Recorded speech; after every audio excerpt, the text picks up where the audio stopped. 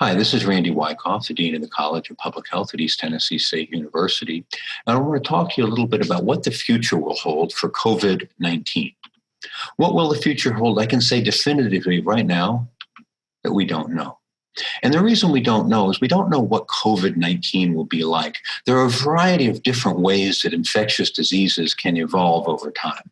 So, for example, the 2003 SARS epidemic, which was a coronavirus disease, basically burned itself out in 2 to 3 months. It went away and we haven't seen it since then. On the other hand, a disease can be like the annual flu and come back every year slightly mutated. And really, then the only thing we can do is have a vaccine. Another way it can be is like measles, which basically infects everyone who's susceptible until you have either a vaccination or a herd immunity.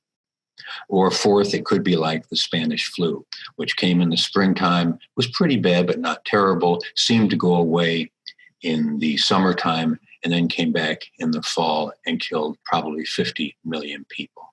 So without knowing what the disease is going to look like, we really can't predict the future. I showed you this image before, sort of the life cycle of an infectious disease. And let me use this to show why we don't know more about the disease.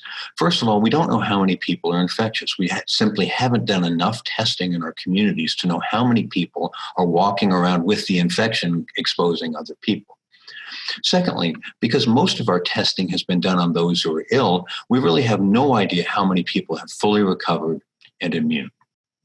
The third thing we don't know is whether it's possible to get infected and still be susceptible. There's at least some information coming out of South Korea and China to suggest that maybe it's possible to still be susceptible after you've had an infection.